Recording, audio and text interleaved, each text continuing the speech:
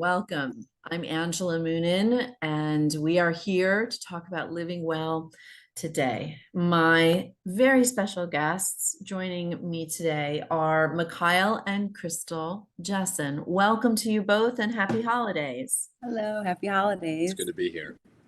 Thank you so much. Now, I've got some wonderful slides with some photographs, etc., that I share as people who have joined us in the past have seen.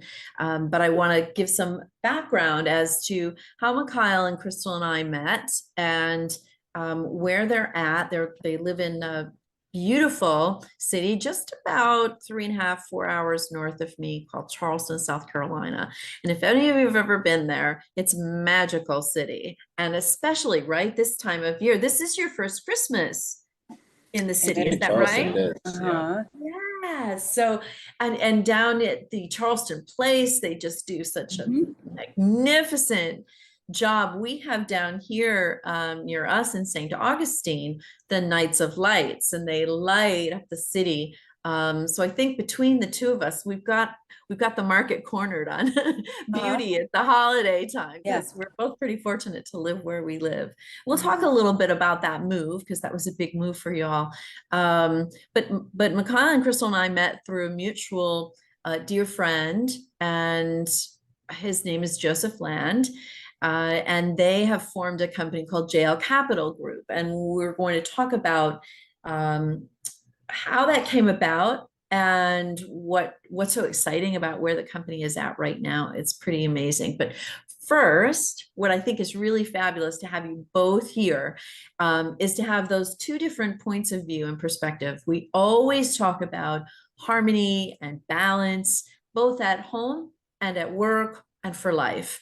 And so with that, I want to just give you each the opportunity to share a little bit of your story of how the two of you met and started this journey. Obviously, you had lives before one another, right? That brought you to that point. But talk a little bit about how you met, where it all began, and what struck you about one another that said, okay, I think this is my soul partner. This is it. Well, you might get two different versions of the same story. Right? I'm sure. I'm going to summarize my side. Yeah. We were living in Illinois.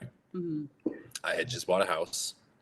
I was running my business, and I bought this nice house in the suburbs down by where my company was. And within 6 months of living there, I got this strange feeling. I'm like, you know what? It was like a midlife crisis. I want to go live downtown Chicago and live in this nice big city. And so 6 months of buying this house, I put it on the market and rented it for a short period of time and went and bought this place downtown. And I don't know what it was. Hustle bustle, right? Hustle bustle. And I got real lucky, got a buyer and bought my place downtown, and something about my intuition just told me to move down there. It wasn't about a month into it that I met Crystal. Yeah. And very soon. Very soon. Yeah. We met on Hinge, and this was a online dating. Professional dating site. Yeah. You know, it's very common with our generation. Yeah. We met at a coffee shop, and I was a little nervous, so I brought my little puppy along with me, and thinking that he was going to do all the closing. I'm sure Crystal, he thought, well, I mean, if she doesn't like me, she's going to love the dog, right? Yeah, for sure. It was a decoy as well. There's a total agenda there. I knew it right from the start. I'm like, I hope he's not like obsessed with his dog. No. But, you know, a half an hour coffee meet turned into about 5 hours sitting there and chatting. Yeah, and literally 5 hours. We clicked right away. That's amazing. That's amazing. And Crystal, where did you come from? What were you doing in downtown Chicago? So I'm born and raised in Illinois. My family, we moved to Phoenix in 2005. So I was there. I went to college there, Arizona State. I was there for a few years. And then at 26, something was like, you got to go back to the city. You have to find a job and just kind of explore and kind of really like find myself. So moved back to Chicago. I was 26. I have fortunate enough to have childhood best friends. It's like a group of 5 girls. We've known each other since we were like 7, and we're 34 now, and we're we'd talk every day. Oh, that's amazing. Yeah. Yeah, so lucky, so blessed for those girls. So I lived with my best friend, moved to the city. I was there for about, when did I meet you? I was 29.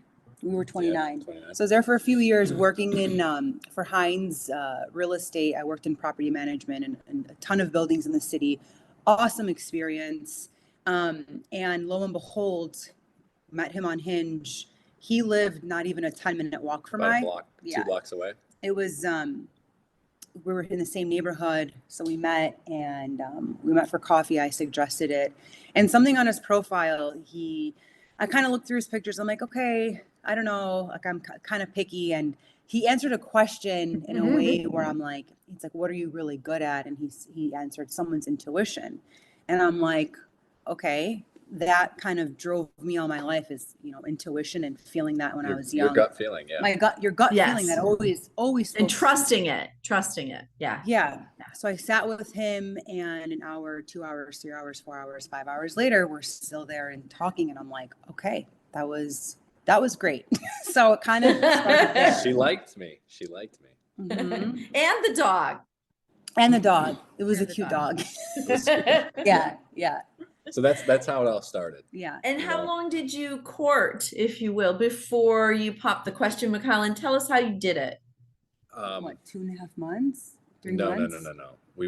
We dated for 3 years before we popped the question. He asked me out like about almost 3 months after we were like, you know, talking. Yeah, we dated for a couple of years. Yeah.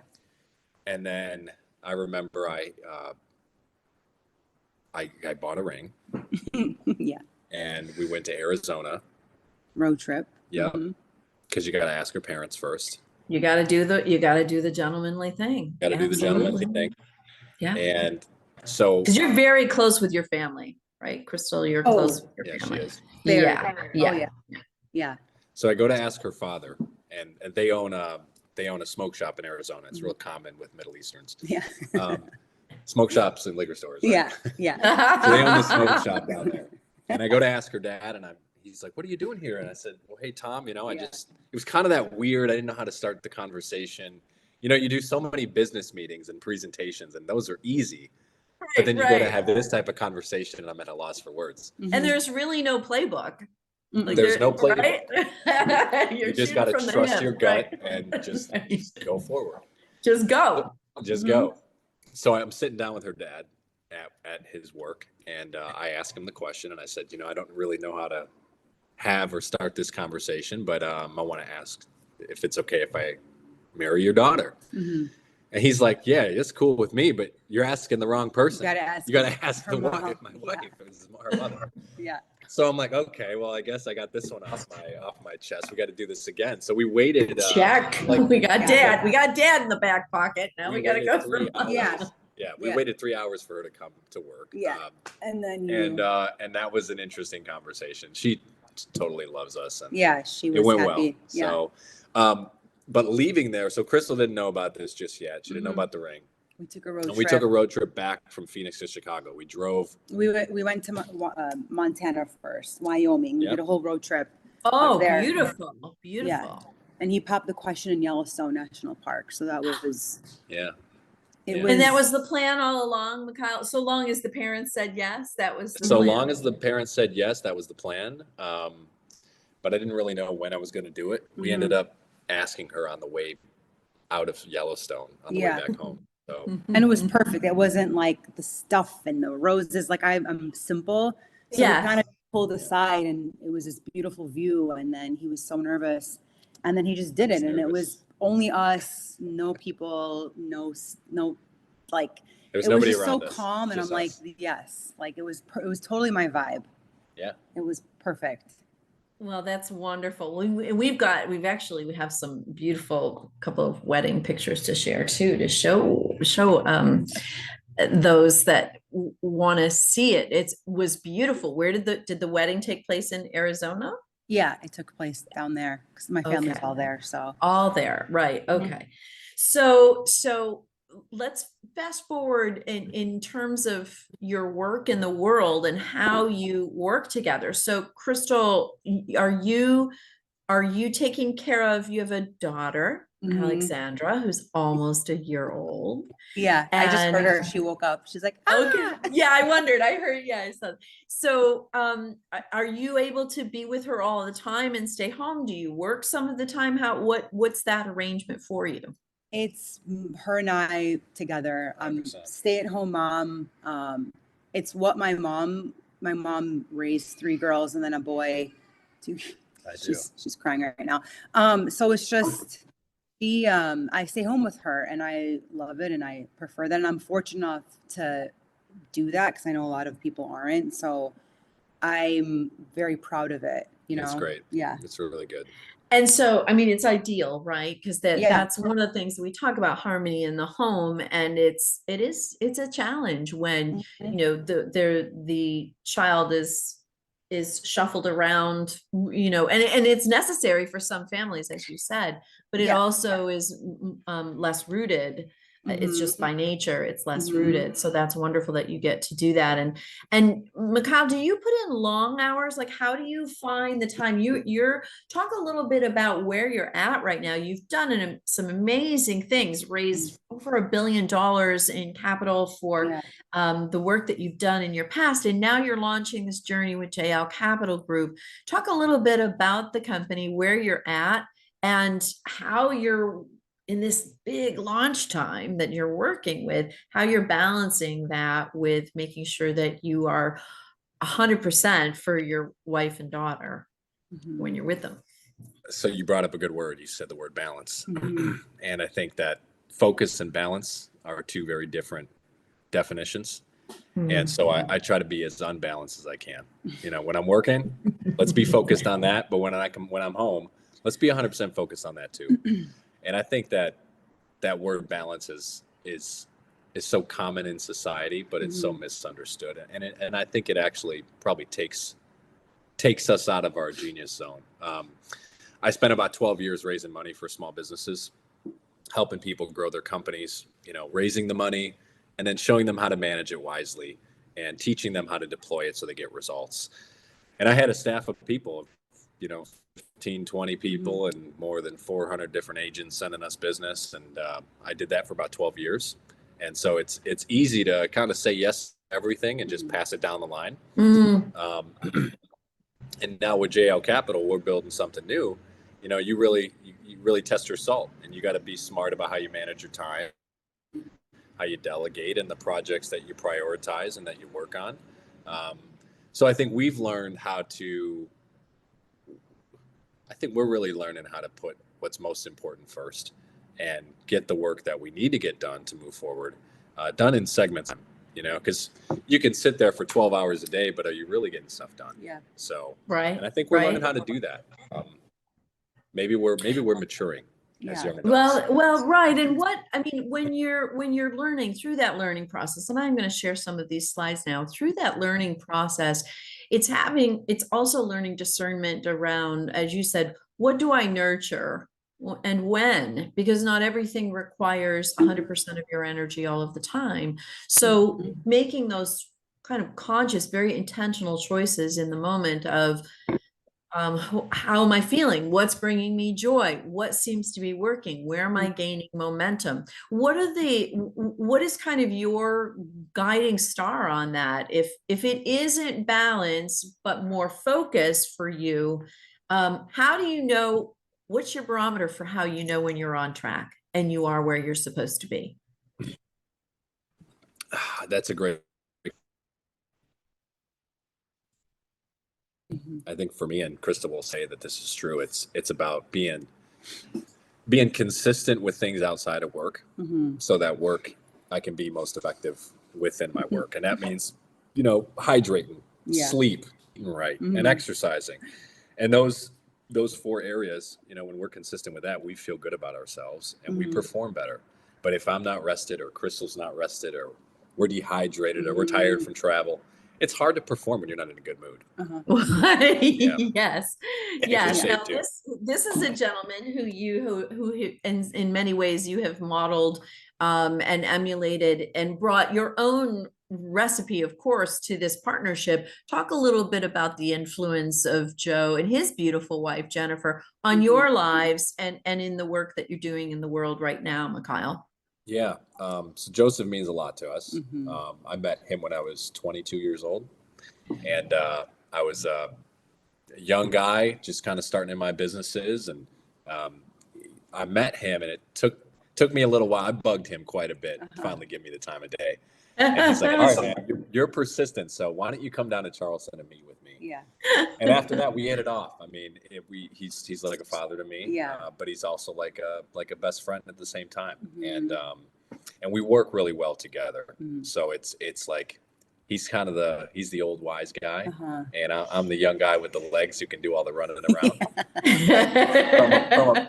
From a personal perspective, I mean, if you know Joseph, you know he's got a great heart, and he's got a great spirit. Yeah. And so there's a lot of love that you feel in his presence, and you don't get that with a lot of people, you know. And he also is very expressive about that love. Yeah. You know, you also don't get that. You know, there may be that unspoken love, but when someone is, you know, consistently and continuously professing that from a place of integrity and authenticity, and I know that's another word, authenticity, that's tossed around pretty lightly, but I think when you're leading with your heart, that to me is authenticity. And I think Joseph is one of the most authentic, the most authentic individual, where you're not getting a different person in this conversation than you did in that one. And you're not getting, whether you're at brunch or whether you're in a business meeting, he may switch his tone and his lexicon,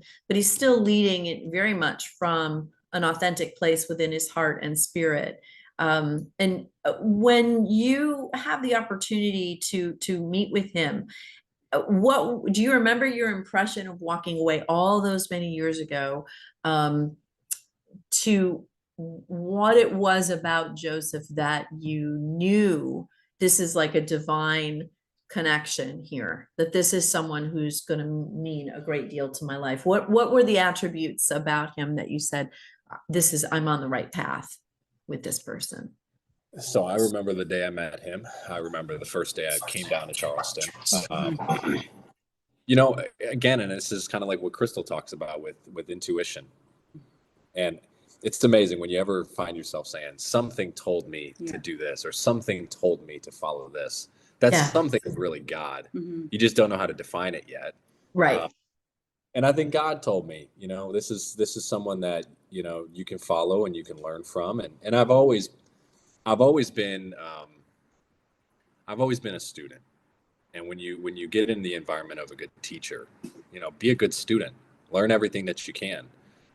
Right. I sometimes think when you're really successful at a young age, it's probably the worst thing that could happen to you, because you isolate, you think you know what you're doing, and you're not open. You got it all figured out. Right. You got it all figured out. And I struggle with that too in some areas of my life. But I think meeting Joseph was one of the best things that ever happened to me. And he used to come up to Chicago and visit with my teams and mentor my teams, and we used to bring him up all the time. And every time he would come up, I mean, it was the best time. Everyone loves him. No matter where he goes, everyone loves him. So as you, Crystal, from your perspective, as you watch the two of them work together, and even as the four of you as couples come together, what is it that you know, in your heart of hearts, that you desire for your husband in terms of his own the accolades, the success, the drive?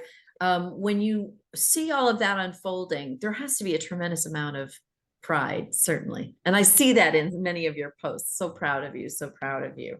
But it goes even beyond that. Talk a little bit about your admiration for him and what things you see in him that are growing as he's going along this journey. His maturity, for sure, I think, has grown so much. We're learning. We're not perfect. Don't put us on a pedestal. No, we're definitely not perfect. But just, God, seeing Mikyle do what he does, I've always been in awe of it. I really look up to him, and I'm like, you really are, you're a smart man. And, you know, he's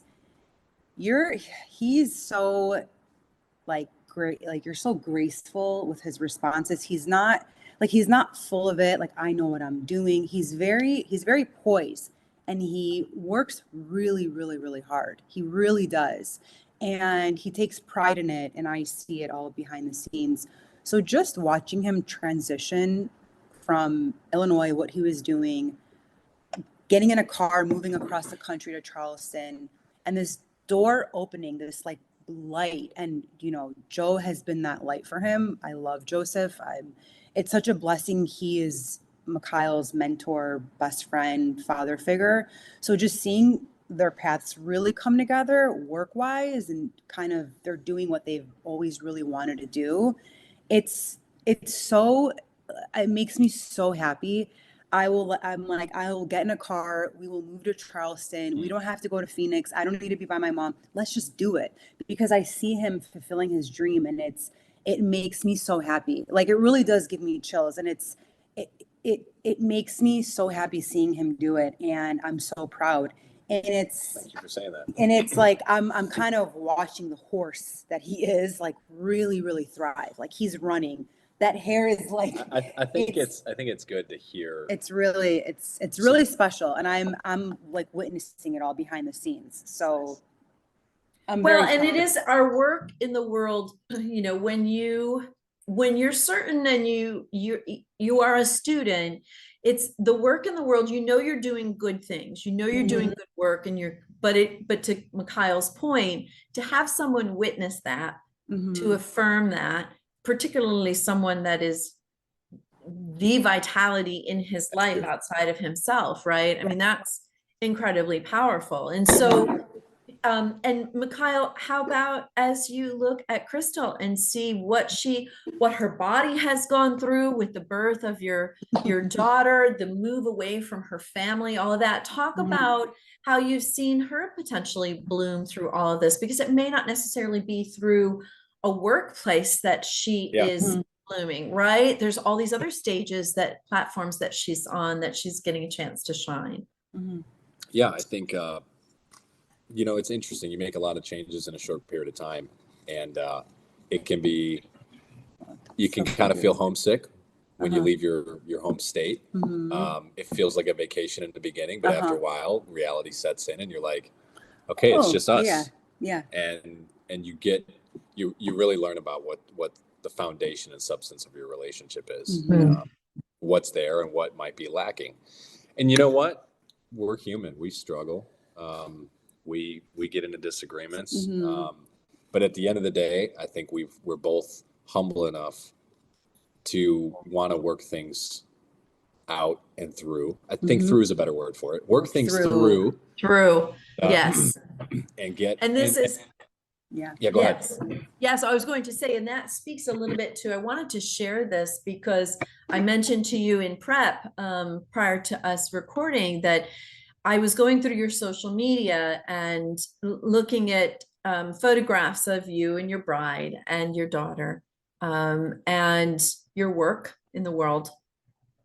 And when you talked about Crystal, how he speaks and how he addresses people, I think this is the essence of it right here, because there's a humility and an openness, a vulnerability to you, Mikyle, when you talk with people, that people resonate with, that they respect and appreciate. And I just, this was amazing to me. So Mikyle wrote, as you can see on the screen, she may not tell you this, as in Crystal, but I will.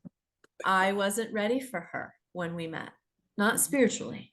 I had a lot of growing up to do. We seem to have a theme here, the growing up. I lacked direction and needed correction.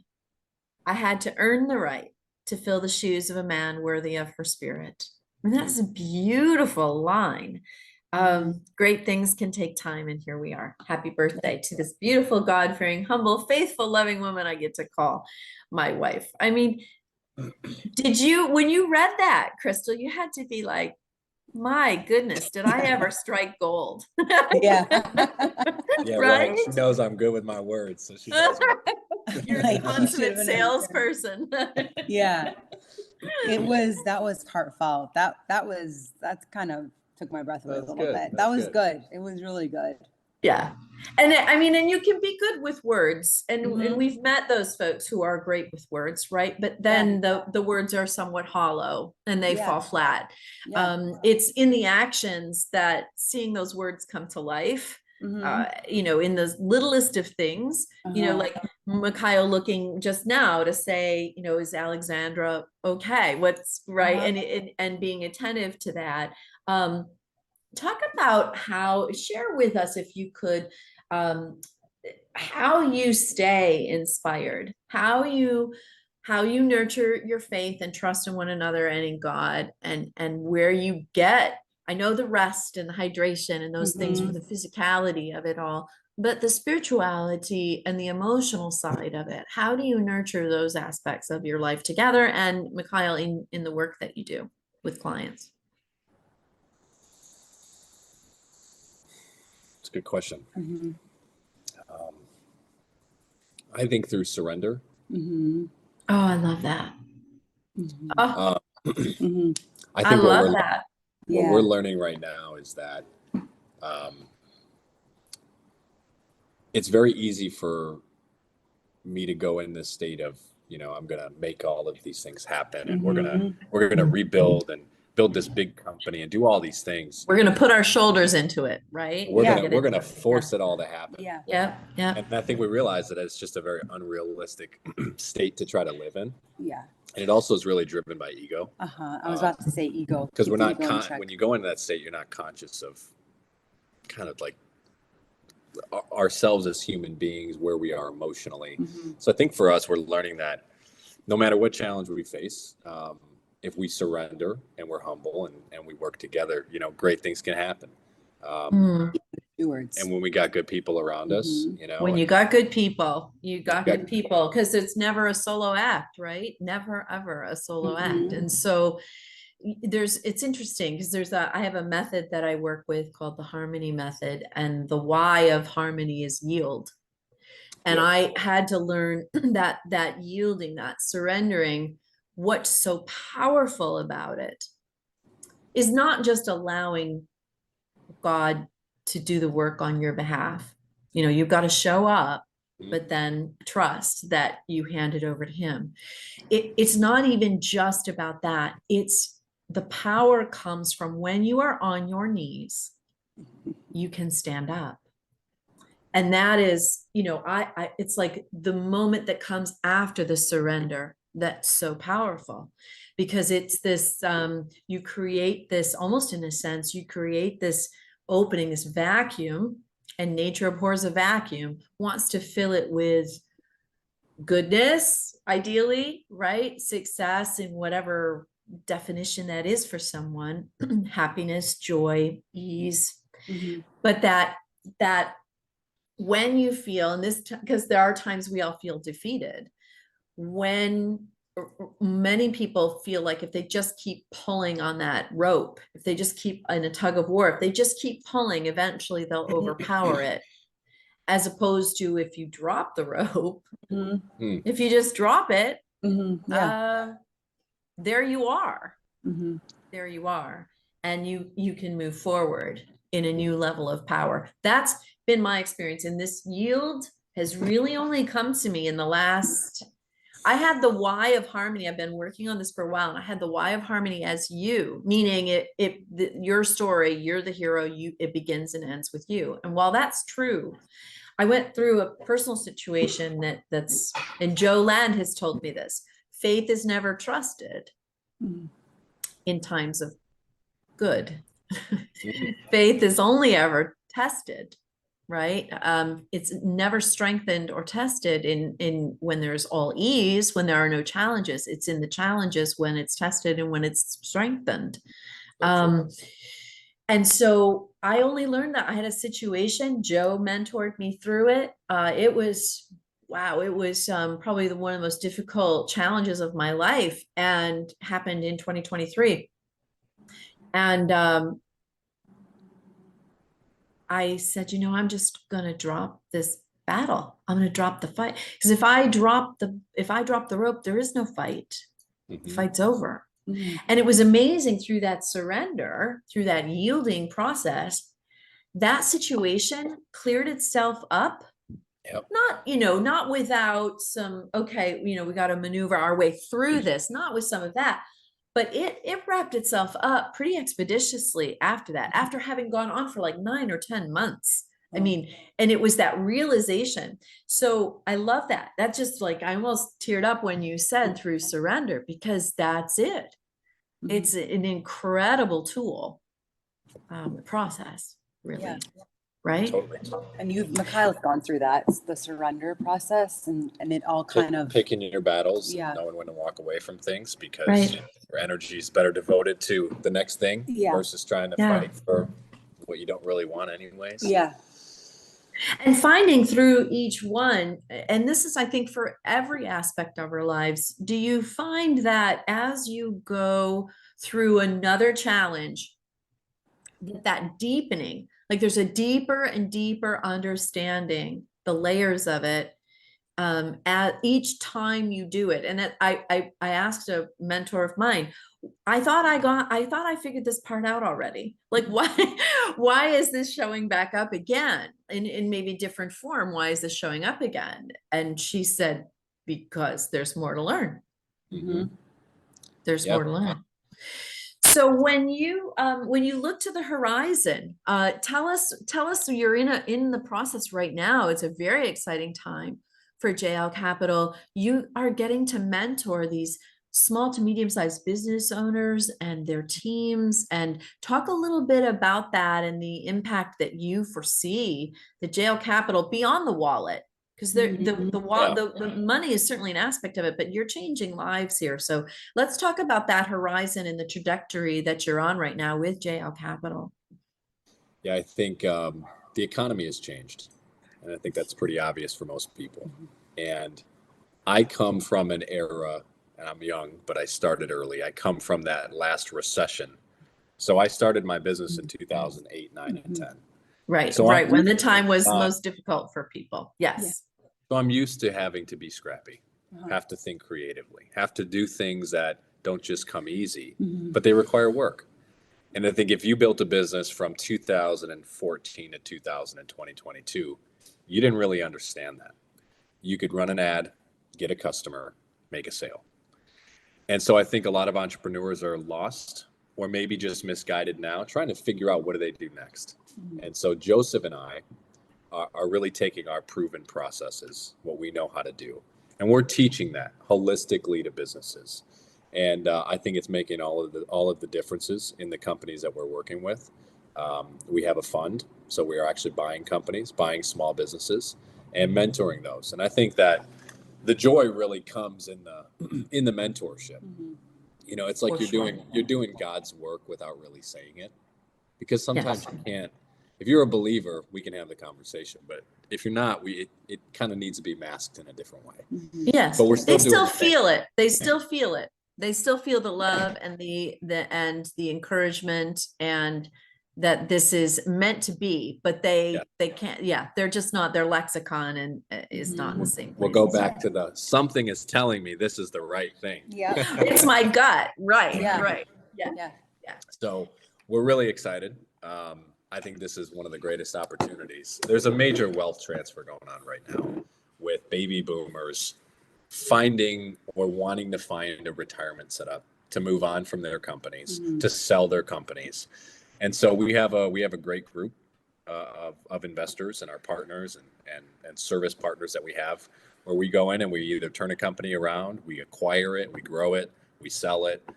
It's just a really exciting time. But I think finding those trends, when times change, it opens up a big opportunity. Like if you were buying real estate in 2010, I was buying houses for $20,000. Yeah. It was unreal. You're never going to see those times again. Maybe you will, but it's unlikely. And we think this small business period now is something similar to that. So we're excited. I think the biggest thing for us is looking and making sure that we have the right discernment to work with the right people, because We say this all the time. I'd rather be in a bad business with good people Yeah. than be in a great business with the wrong people, because you can't You're sleep going at night. nowhere in the ladder. Yeah, you're going nowhere in the ladder. Money or no money, if you're in business with the wrong people, you have no peace. Mhm. And so we think there's enough people out there that are good-hearted, that have a good business, want to do the right thing, and we're the right people for them, you know. But we're okay being the wrong fit for other people Mhm. that aren't the right. Yeah, fit. it's one of those old things where it's not, you aren't for everyone. It's Mhm. and that's okay. And that's what I also think is so fascinating about your understanding of surrounding yourself with good people. You know, it was interesting. I had a conversation with someone recently who's going through, they're hiring some folks, and they said, you know, the folks that we have are, that we're looking at their resumes, et cetera, that they were working remotely. They've only been working remotely. They haven't worked out in a setting with people where they were shoulder to shoulder working on a team together in the presence of others. She said, we're not even looking at those folks. So a little bit in danger of those who've come out of the pandemic and into a total virtual role and working remotely, while it's offered so much freedom and choice, at the same time, the capabilities around communication and connection and collaboration, the things that you can't get virtually, right? That water cooler talk, or that heart to heart with a mentor, that's different when you're sitting in their office or after hours and you're walking side by side down the street together and sharing that wisdom in that moment. There's something visceral about that that's lacking in, you know, with the generation after you, the 20 somethings, the folks that are in, you know, the people that are in my daughter's generation, as an example. And so that being able to nurture connection, surrounding yourself with good people, and also knowing, you know, Mikyle, you are going to these businesses. You're certainly, I'm sure you have virtual meetings, but you're actually out there in the field, meeting, seeing their teams firsthand, getting a lay of the land, not through a computer, but physically being there. What has that meant for you to be able to, what are the nuances that you pick up on and that you wouldn't be able to get just through having a conversation over a computer or a telephone?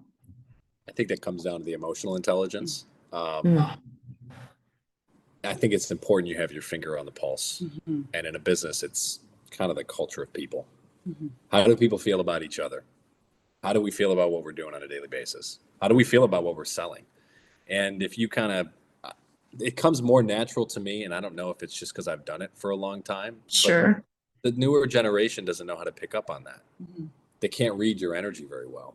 Right. I think all of us here, and probably many people listening, understand when there's something off in the room, you can feel it.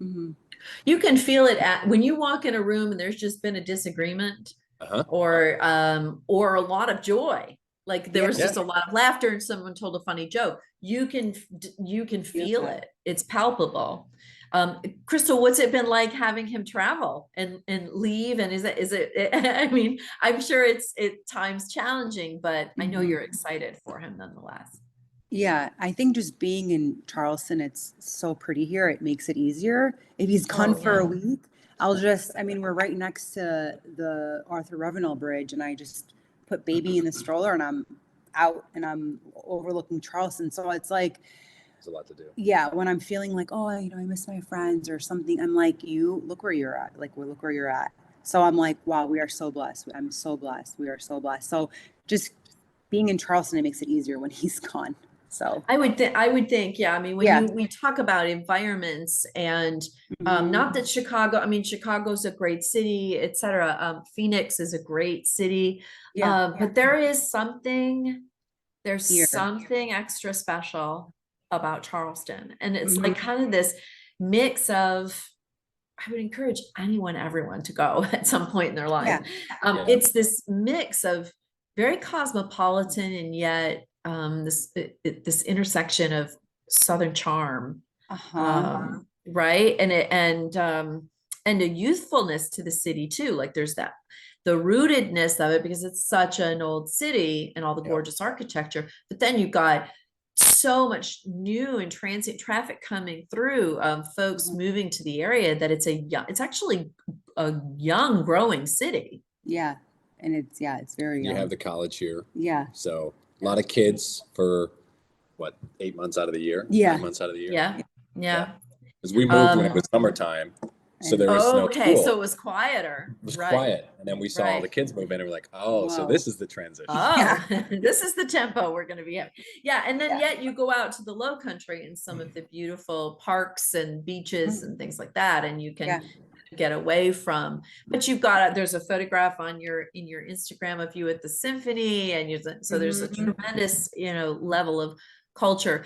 Talk about, can we share your thoughts, both of you, on how you shape your environment, the environment, not just the people that you surround you with, but literally the physical environment. Obviously you're in a gorgeous city, but talk about, Crystal, your home and how you create harmony there and why you think it matters. Well, I create harmony by, you can answer this. You do a great, she makes a beautiful home. I grew up in a really chaotic household. Okay. Broken, chaotic home. And so being with Crystal has helped me mature a lot. And you know what? My habits have changed, but she makes a beautiful home. I mean, I think, you're kind of a product of your environment and the teachers you grew up with. Her mother was a great teacher. She saw through great example. For sure. How to cleanliness, take care of the things around you. Order, food. How it's important, right? That organization's important. If you have a cluttered house, you have a cluttered mind. It's difficult to think clearly if you don't. I'm a little cluttered still, but compared to how I used to be, I'm a lot better. Yeah. But that little bit still is still not good enough. I'm like, I don't even do anything. Just pick up your clothes. Don't put your jacket on the chair when you come home. Don't leave your sock next to the bed. I don't need you to do anything. I'm like, just put your clothes away. Yeah. But Crystal, we talked about focus. So when he comes in the door, just say, okay, we're like clothes focused right now. We're closet focused right now.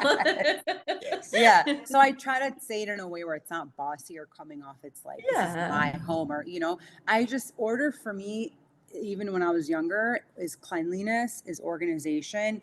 If you have an expensive bag or if your bag's $20, I don't care. It shouldn't be on the floor. Just how you treat your stuff is how you treat your body and how you treat other people. So just, our lives combining, I'm very prideful in the house I kind of put together and how clean it is. And there's like no dust. I just vacuumed before this call, so I'm very prideful on that, and showing that to my daughter, showing that to my son, and not being a drill sergeant, but just it's for your life. It's when you're young, it's when you're older, it's when you're married. So just keeping a cozy, clean home and order, and his stuff organized, because he has all these papers and all this stuff. So I want to make sure he's so busy, he can see his stuff and it's organized, and that I take pride in that.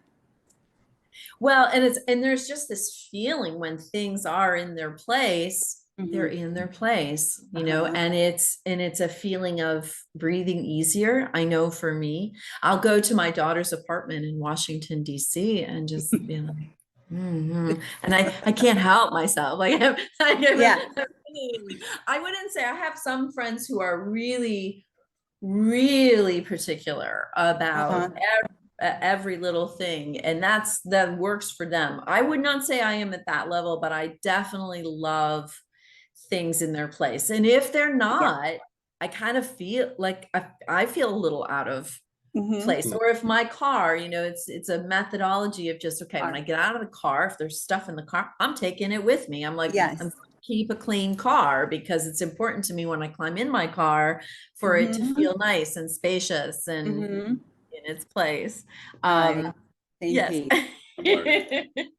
Especially when you have kids, because more stuff accumulates. Well, it's going to be more and more and more so. So let's talk about your adjustment as parents and partners with one another. So your daughter Alexandra, I will share a quick photograph, but your daughter Alexandra is nearly a year old. What's that been like? Okay, we won't call it balance. We'll call it complete chaos and imbalance. Mikyle, how's that? It's been, No, B, she's and so that's when she little. was so little. I mean, Yeah, she barely looks like just that a month old there. yeah. I anymore. just never know. loved that photograph. Just loved that photograph. You know, So Angela, little. it's been fun, chaos, Uh-huh, breakthroughs, uh-huh, feeling like you're breaking down, Mm. bringing you closer to God, 100%. making you question yourself, but at the same time, moments of joy where you kind of forget yourself and you're like, you know what? It's so good. I would much rather be doing this than just living for myself. You're so less selfish. It's like, oh my God, it's such a relief. Because she was so selfish before the baby. Right. Yeah. I'm picking up on that. Right. Yeah, it's such a, it feels so good having a Yeah. baby. Oh my God. And what have you learned, Crystal? What have you learned about yourself through the process that maybe you didn't know before the baby? Honestly, I didn't know I had that much patience. Like, I was really nervous because I can be particular, I can be clean, and it may sound like, okay, patience, but for me, I'm like, God, please help me be calm and be patient with the stuff and the mess. And I have been so lenient and calm with that. And that has transpired us to be really calm parents. Yeah. And people pick up on that because we're not like, oh my God, what is she like? Oh, she's crying. She's right. Like, Right. oh, she's just the baby. No, we go out, we're in Charleston, we're on King Street. She's 5 months. Moms grab her. I have been so lenient with her that she's transpired to be very, very. She's great with people. We Yes. take her to She's dinner. just even keeled, right? She's She does fluid. it. Yeah. She's at dinner with us. Oh, She has since fun at 4 dinner. months, yeah. Doesn't cry. Like Yeah. she's having fun. Yeah. She's out Yeah. later than we are, and we're tired. She has fun. Now, how about airplanes? Has she done much airplane travel Oh, yeah. yet? We've done Yeah. quite a few flights. She doesn't sleep on it. She like look at me and move the whole time, but I'm like, I can't Yeah. complain. Yeah. She does Yeah, really absolutely. good. She does Yeah. And how about you, Mikyle? What have you learned about yourself being a dad that you maybe didn't know about yourself Yeah. that was within you? I think for I don't know, maybe for a young man who's not as matured, there's a lot that gets turned on, you know, like there's the protective senses, there's the leadership qualities that I was kind of always searching for, but maybe I grasped it, but couldn't keep it. And they all just turn on once you've now got a beautiful wife and a daughter and you got a family to look out for. And I think sometimes men need responsibility to finally grow into themselves. And I say that with the full disclosure that I'm still learning to grow into myself. And yeah. Well, and and frankly, there's a something that I've always prescribed to, I think, and that is that this acceptance that I will never know it all, and that I'll never have it all figured out, and that I'll never stop learning, because I think you're growing or you're dying, right? And in nature, it's so vitally important to keep that flow going and to have that exchange of knowledge and experience. And do you all get a chance to spend a good time out? I know you go on your walks, etc. But I know for me, I mean, nature is a vital part of enervating me and keeping me alive and awake and curious. Talk a little bit about nature and how, what you love to do for adventures and how you make keep yourself immersed in it. Yeah. We've got a beach. We've only been to the beach probably like 2 or 3 times. Well, it since was we've so been here. hot in the summer, so we didn't go on that. We go on a lot of road trips. We get in the car, we get our stuff together, and we do really well at that. Like we were just. Are you pretty spontaneous with the road trips? Like, you know what? Let's go. Let's do it. Yes. That's how we moved. That's how we moved. We're like, we're gonna visit, and when we visited, we're like, let's just look at a few places. Let's just see if there's a possibility. And we just parked in this and building, it we worked walked out in. so easily that we just moved like 2 months later. Yeah. Let's go. Well, spontaneity is really important, and it brings about some of the best times ever. There's a lot to planning. There's a lot to be said for preparation and planning. And I mentioned I did a video this morning, my word of the week video, and I did preparation, and I mentioned the two of you. and your quote, Mikyle. He's like, oh my goodness, she's going to run with this quote forever. And just talking about how, there are certain times, like the new set of contracts for jail capital, et cetera, where dotting I's and crossing T's is compulsory. I mean, it has to be done.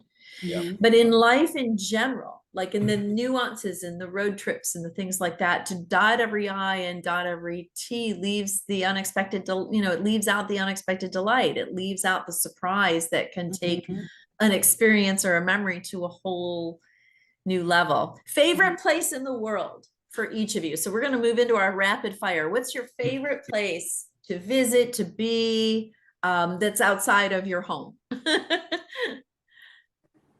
What were you gonna say? For me, it was, I've traveled abroad quite a bit, but it was in the city on the lakeshore path, bottle of wine, cheese and meat, friends. I did that literally for like 6 years in a row. So that little space for me is my favorite little place in the whole entire world. Oh my And God. it conjures up, I'm sure when you think about it, first of all, you can put yourself right there instantly. Yeah. And I'm sure when you think about it, just all the feels come up along with it, that what it represents for you in that place. Yeah. That's all right. How about you, Mikyle? Your Sure. favorite place to be outside your home? The library with books. Yeah, Barnes and Noble. I like to read.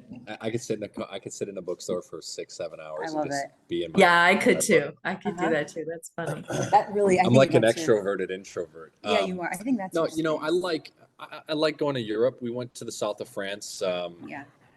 When I first started doing well in business, I took a trip out there, and it was like, kind of like a music video to reality type of thing. And we went back there a couple of years ago. It was a good time. Yeah. I like Europe. I think Europe's beautiful. Yeah. It's a different pace of living. Yeah. And, For sure. My daughter was there this summer in Strasbourg, Amazing. France, doing an internship there. And she's like, Mom, like this, everything is just so slow, like slower than the South. And it's like, well, we might work today. We might work today. Yeah. That's true. That's true. Let's go eat, let's go eat, let's go drink. And it's wonderful. Joie de vivre, right? It is a spirit that is different than here. Although Charleston embodies some of that for you. So I could see the parallels there where, that very European influence there. Totally. Yeah. Now, here's another quick rapid fire question. Favorite word? If you think about a word that you love to use or that means something to you, what would it be? Favorite word? That's a really good question.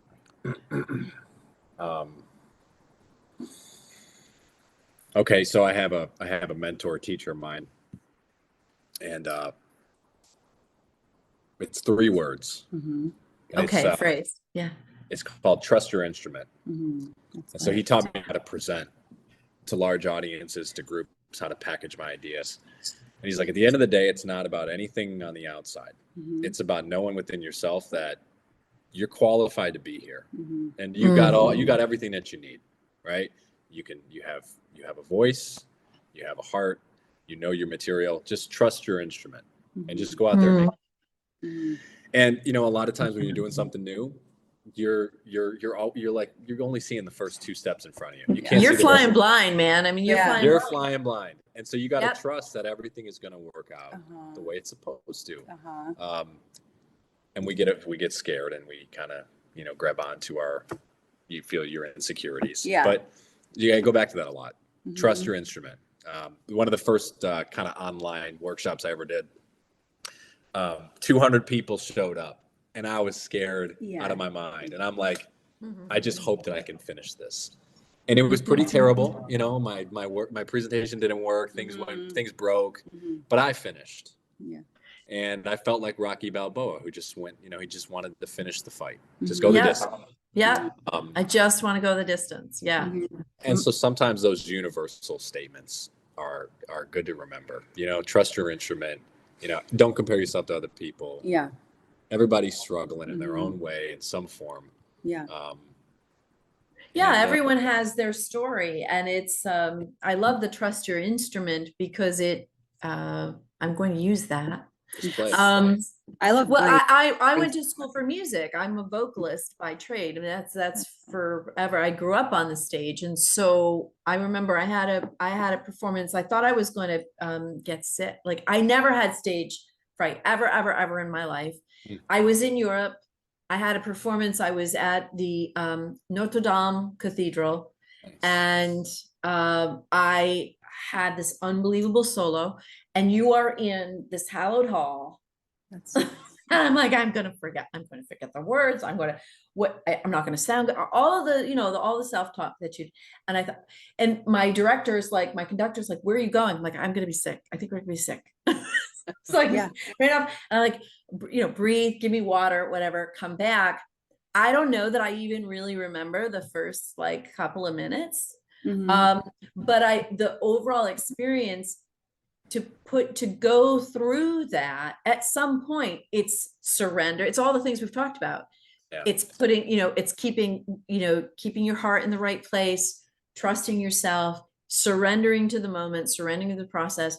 And it's like what we said with my daughter earlier, trusting that you have to let go. You have to trust that the work that you've done and the preparation that you've done at this point will help you see you through. Uh-huh. And by the way, and they always said, no one ever knows when you screw up. Like you're the only one that ever really knows when you screw up. I think at one point, I think I even like made up words. I was singing in French and I made up like a whole melody. Like nobody knows. Mhm. Nobody knows that you screwed up. You just have to keep going. Mhm. Crystal, favorite word? Can you think of a word or phrase that you absolutely love or that you just is your go-to?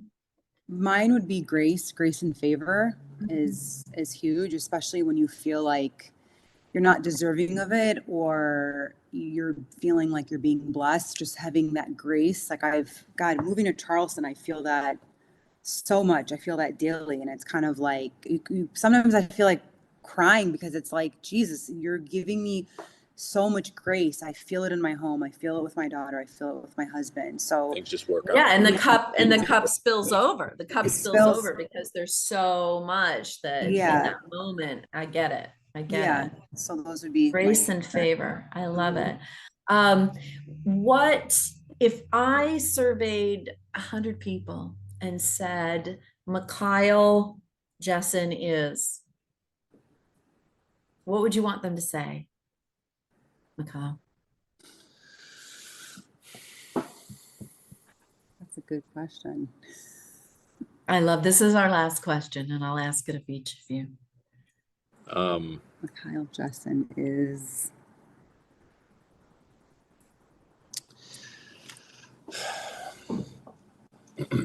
My answer for that would have been different a couple years ago. Sure. Would have wanted to come off as sophisticated or I knew what I was doing. Present. Successful, all of those Yeah. things, right? Six- All yeah. those denominations. Yeah. I think the word, what I would want to be is present, Mhm. but I think what people would pick up off of me is genuine. Genuine. That's good. He's a Mhm. real person. He's a real Yeah. person. I'm going to Yeah. let her answer the question, and I'm going to bring the baby so you can see what she looks Please, yes. She's- Oh, please She's do. in a funny little outfit because it was her sleep time. Oh, I love it. So for you, Crystal, if I same thing, hon. If I said, Crystal Jessen is, what would you hope that they would say? What would you want them to say if you could script it yourself? Honestly, loving, very loving. I think that's something that I just always give off when around people. Just love. And Warmth and love. And, yeah. Oh, hello. Hello, pretty baby girl. Look at you, big girl, and your hair's getting so long. on camera Hi, already. Mama. You know, you got a total ham there, Jessen. This is my nephew's. My sister gave me so many onesies. I'm like, these are great for bedtime. So it's like this little boy onesie. Look, she is affixed to the screen. She is fascinated. Hello, baby. And she Hello, smells. Alexandra. Definitely Definitely. Did she go poo-poo? Oh yeah, she's poo-poo diaper. Say hi. That's why she's so happy. She's like, hey, I feel Yeah. light, happy. Hi, baby. Hi, baby girl. Do you have any idea that you so struck the lottery, love, and they so struck the lottery with you? Yeah. Yeah. Yeah. Look at the feet. Oh my gracious. Yeah. She I loves love the hair. Crystal. I love the hair, Crystal. Oh my God. Say Well, so hi. how will you be spending the holidays? I'm sure you had a beautiful Thanksgiving, all of you together at the Yeah. lands. What about Christmas? What's on So we'll be in the Phoenix for agenda? Christmas. Mhm. Crystal's Yeah. family lives out there. My dad is out there. My sister's going to fly out there. So it'll be nice to get out to the West Coast a little bit. Yeah. So the house will be Right. full. My mom decorates the house like it's a Nordstrom catalog. It's, oh my God. It's That's her thing. It's nice. That's her thing. So it's going to be so cozy and the family. Oh, and beautiful, beautiful. So one last question and we will wrap. I want to thank each of you for putting your time in today and spending this time with me. I really enjoyed it and I loved seeing this side of your family and hearing more about how you met and all of those stories that you don't often see in the public eye, I guess. What if you were looking at having a conversation with a young couple who's just met or just starting out, and they're looking at, okay, are we going to have a family? Do I work? Do I stay?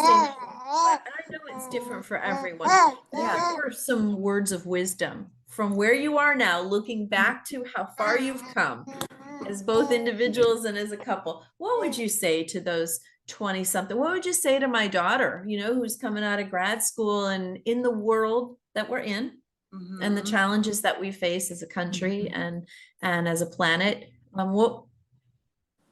What words of advice? Young couple. Put God first in your life. 100%.